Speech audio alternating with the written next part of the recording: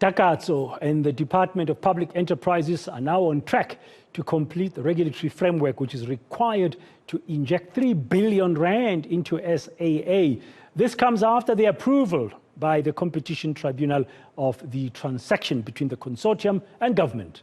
The tribunal has, however, given conditions, including a moratorium on retrenchments and a sale of the stake that is being held by minority shareholders, whom I think each of them hold about 10% currently. Now, for more on this, getting some reaction, I'm joined by the South African Cabin Crew Association's president, Christopher Shabangu. Christopher, good afternoon. Welcome to Today, and thank you very much for joining us this hour. First up, your overriding reaction to this news.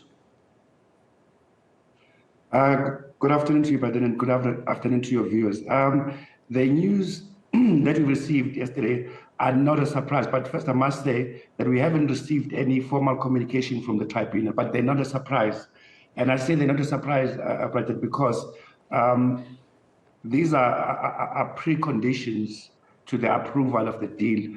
What we are more concerned about, or a little bit worried about, is that one of the conditions that were there, and you've just already mentioned that one of the conditions were that Global and Ceramics are to divest from Takatso. That's one of the conditions. And the second condition is that there's going to be a moratorium on job security at SAA for about 4 years. And one most important one is that there were about 1,000 people that are on training layoff scheme that are to be employed back to South African Airways should the airline start growing as it is beginning to grow. And also that the airline, after the business rescue, it was supposed to have started with about 1,000 employees, and it didn't start with 1,000 people. So there is that shortfall that needs to be fulfilled, and that was presented to the tribunal, and the tribunal accepted that.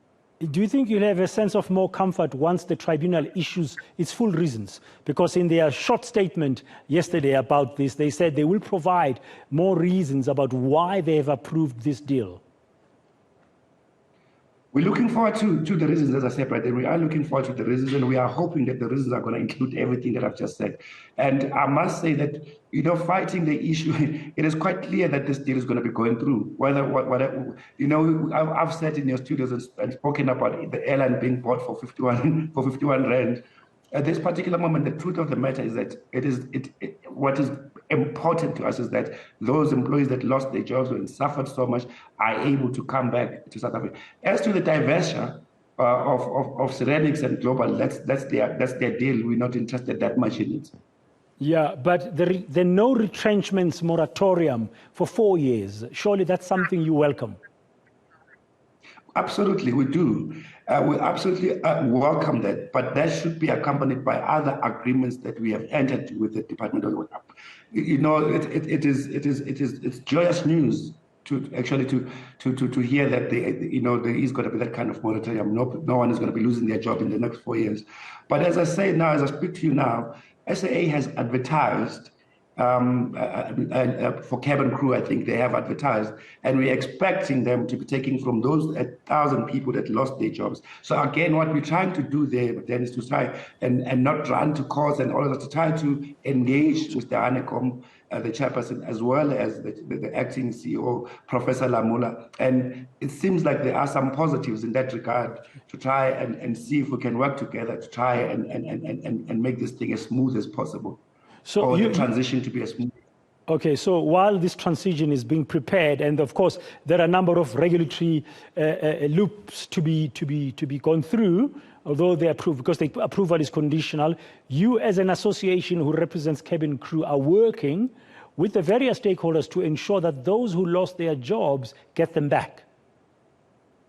Correct.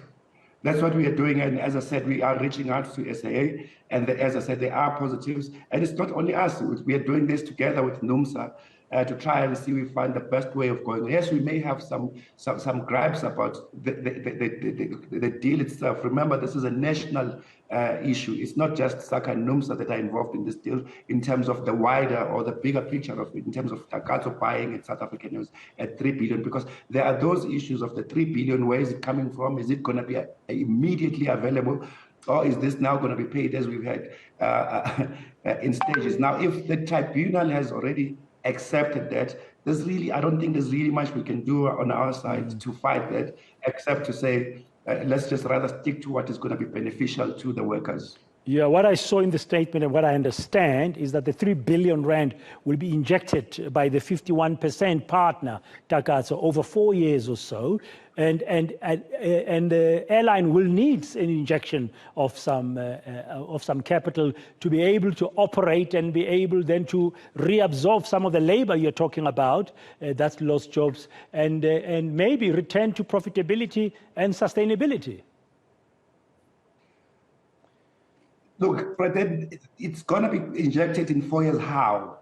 That's the question that one would be asking. How? Are we saying that the airline is going to be run by Takatso, then it makes its own money, and that money is credited to Takatso, and then Takatso would be seen as a company that has contributed 3 billion? Or are they going to be bringing their own cash as 3 billion? Now, what we've heard at the tribunal through their representatives is that they're going to inject 3 billion. If they're going to inject 3 billion cash from their side, the cash that they have raised on their own in the 4 years, then it is good news. It is something to be looked at positively if that's the case. But if that's not the case, it raises many questions, which at this particular point, but then I'm going to be very honest with you, at this particular point, to us, it's neither here nor there, because we want South African Airways to return back to its former glory. What is important to us is that where the 3 billion comes, the airline should be sustainable, and it should be able to employ those people that have lost their jobs. And when you say employ those people, those that are in the TLS program should be considered. And those are the engagements. How many are they? How many are they, those who are in the TLC program? It's 1,000. So the number as it stands right now is 1,000. I would say 1,200 and odd, but 1,270. The 270 is supposed to have formed part of the startup, because the airline was supposed to have started with 1,000 people. As I speak to you today, South African Airways does not have 1,000 people. It has about 770 people. So there's that shortfall that still needs to be filled in. And we are then saying to the company, to SAA, to say, we are actually willing to engage with them to even assist to try and fill up the first 230-ish people to make out the 1,000. And also looking forward to then consider the 1,000 that have left. Okay, well, I'm sure we'll talk again in the near future. Thank you very much for your time this afternoon here today on eNCA. That's Christopher, and he is the president of the South African Cabin Crew Association, Mr. Christopher Shabangu.